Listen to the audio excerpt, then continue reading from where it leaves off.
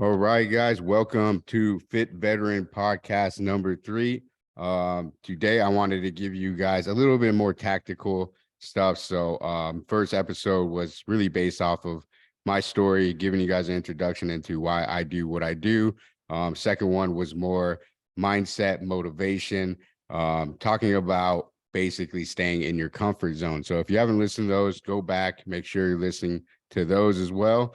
All packed with a lot of nuggets you guys can take with you and start implementing right away. So today's podcast, we are going to cover 3 reasons that you may not be losing fat. Okay. So this is a pretty hot topic. A lot of people wonder, they get started on their fitness journey and then they hit a plateau. So the dreaded, inevitable plateau, those are always going to happen, guys. So the trick is actually having the right plan and making sure that you're making data-driven decisions. Okay. So one thing I learned in my business, I used to kind of be like everybody else, even with my body, just kind of like do what people tell you. You see some results, but you're not really understanding like what got you there, right? So then when you get stuck, it's like you just kind of try to do more of what you were already doing and doing it harder and faster or whatever, or less, we could go into that for hours. But anyways, to the topic of the podcast,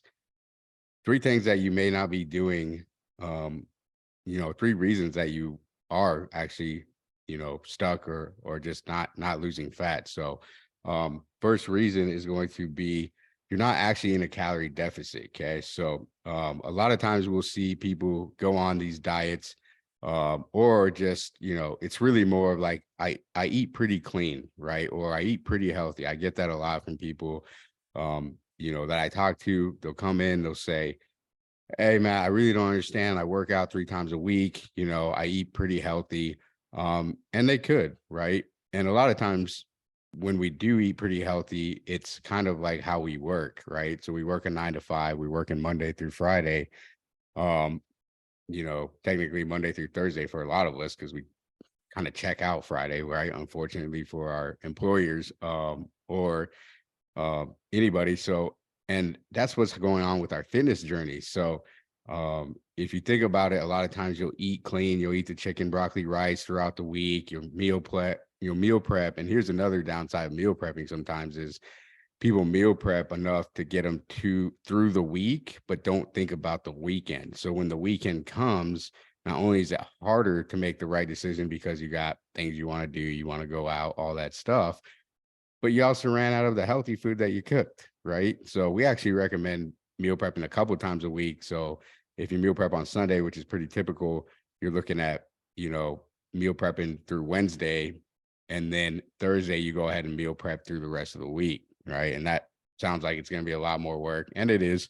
Either that, or you just make enough food to make sure 100% that you're going to make it through the weekend, or just try to stay on track through the weekend. So but the thing is, people underestimate just how many calories that they need to actually be in a fat loss state, right? And it's not day by day as much as it is week by week. So if you think about it, I could eat 500 less calories than what I'm supposed to be eating, Monday through Thursday. So we're looking at what, 5, 10, 15, 20. So 2000 calorie deficit at that point, right? But then I go Friday and Saturday, I go have some drinks or I go get some pizza. Those drinks, those pizzas, those tacos, whatever you do, those calories add up quick. Like I'm talking super quick. Like even if you're on a 2000 calorie diet, you could easily blow through 2000 calories in one sitting. So I was actually tracking this. I went back home and I was hanging out with my parents and they took me out to dinner, and I had some food earlier in the day, some things I had been missing from back home that you can't really get around here in the South. And I just tracked the calories, and I knew I knew that, like, hey, this is going to be a day where I'm gonna have to make up for it later or whatever. I had a plan of action, but I wanted to track the calories just to see where I was at. And I literally ate 4,000 calories, and that was with skipping breakfast. So I didn't eat breakfast on purpose so I'd have more calories for later. And then I actually ended up blowing through the calories still and ate well over 4,000 calories in 2 meals, guys. So you could see just by that eating, that's me eating like really bad for how I eat. I don't typically eat like that, right? So the average person doesn't think like that, right? So they're getting the DoorDash, they're getting the quick fix wherever at the gas station, things like that. And they're not realizing just how many actually calories they're putting in. So the whole time they're like, man, I'm eating good for the most part, like 90% of the time. It's that 10% that can kill you guys. So, but with that being said, it's also not about just trying to, eat healthy all the time and just be super strict and clean all the time. Like that's not a sustainable solution either. So there is a sustainable solution. I'll probably talk about it a little bit more in our next podcast because it would take me a whole new podcast just to talk about the more sustainable approach. However, just know that, one of the biggest factors in people saying they can't lose fat is because, or weight is because they're not actually in a calorie deficit. They're not actually eating less than what they thought they were. Okay. Number two reason that you may not be losing fat is your sleep patterns are messed up, right? A lot of people don't think about their sleep as a function of losing weight, but it is such a huge part of it. Okay. Because what happens is when our sleep patterns are messed up, it throws off our hormones. Okay. Our hormones actually regulate a lot of our fat loss, right? So if our hormones are thrown off, our fat loss is not going to be as effective, right? So you have to maintain somewhat of a homeostasis in your body, kind of a regularity, so your body can do what it does best and perform at its best, right? We wouldn't run a computer and have all these downloads, all this other stuff going and expect it to run so freaking quick, without doing maintenance on it. But that's what we do to our body, right? Oh, we don't need rest. Like we put our computer to sleep. The computer puts itself to sleep, but we won't put ourselves to sleep early enough to make it to do what it needs to do. So you guys need to monitor your sleep. There's a million ways to do it now. I got a I got a Fitbit that tracks my sleep. My bed tracks my sleep now because we got one of those sleep numbers. Those are pretty nice, not gonna lie. We got the Aura ring. So much in technology now, guys. There's really no excuse to not be healthy, not be monitoring some of this stuff. And monitoring isn't enough sometimes. Sometimes it needs to be tracked. It needs to be looked at week by week. Okay, this week I got this many hours of sleep. This week I got this many hours of sleep. So what happened in that week that I got less sleep than this week? I need to get these average out. So that means going to bed at the same time, getting up at the same time, even on the weekends. Okay, you're going to hear me probably preach about that a lot on this podcast because it is just so invaluable. I can honestly say, like, I love my sleep so much, and I do not sacrifice my sleep for very much. Like even if I go out, I'm usually still home at a decent time just so I can get the amount of sleep that I want, because I know how much better I feel when I'm actually getting the amount of sleep that I need. And it's not 8 or 9 hours. I don't need 8 or 9 hours. I need a consistent 5 to 6 every single night. But if I get 4 one night, then yeah, I'm going to need more later. And that's what throws the body off. So remember that sleep is ultra important when it comes to fat loss. So if your sleep cycles are messed up, your body's not going to do what it wants.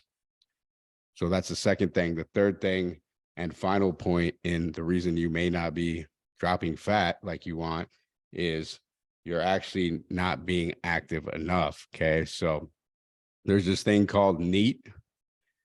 It's non-exercise activity thermogenesis is what it means. So in layman's terms, it's essentially how much your body's burning during non-exercise activities, right? So like just at rest, just walking, right? And we can control our NEAT by walking more, by being more active, right?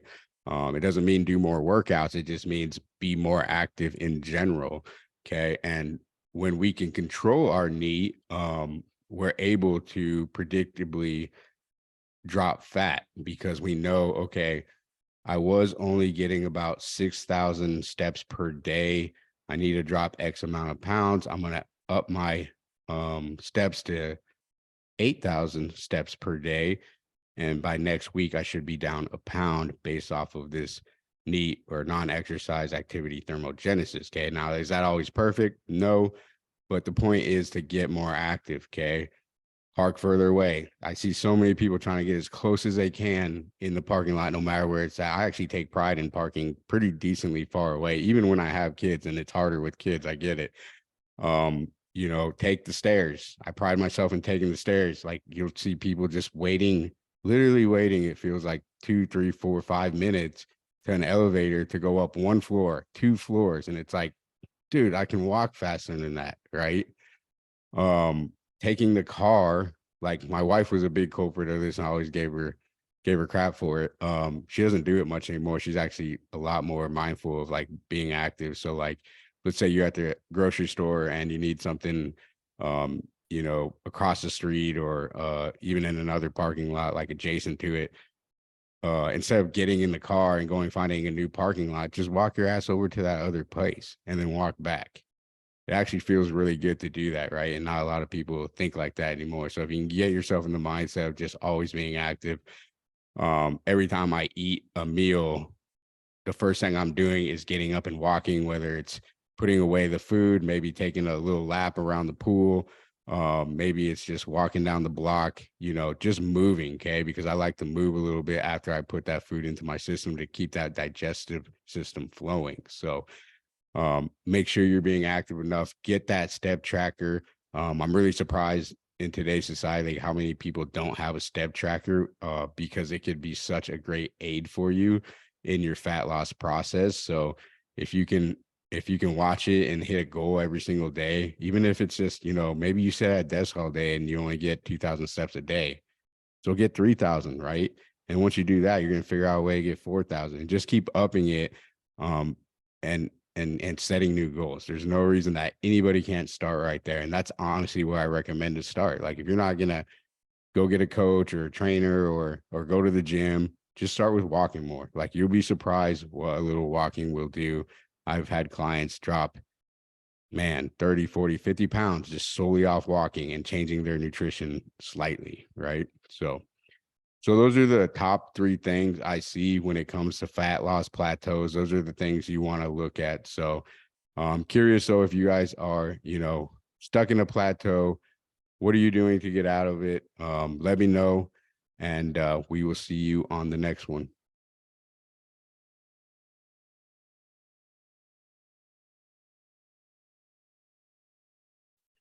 All right, guys, I appreciate you being on.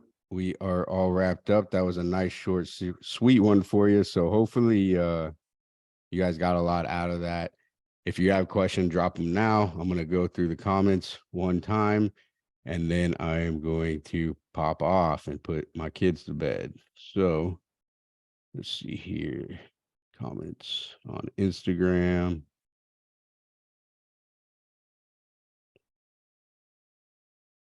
All right. No comments, no questions. All right, cool. Instagram, you let me down. You usually got some questions for me. It's all good. I know that one was kind of short this time. So let's see here.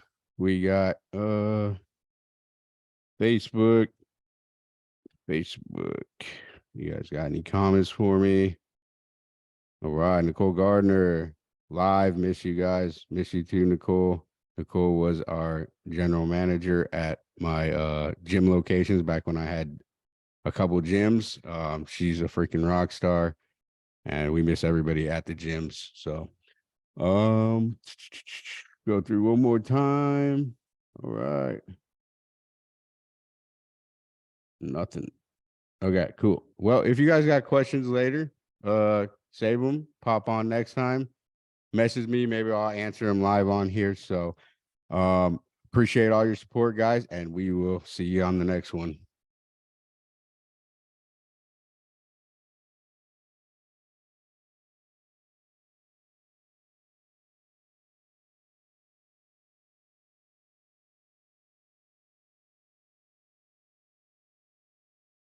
All right, peace out, Facebook.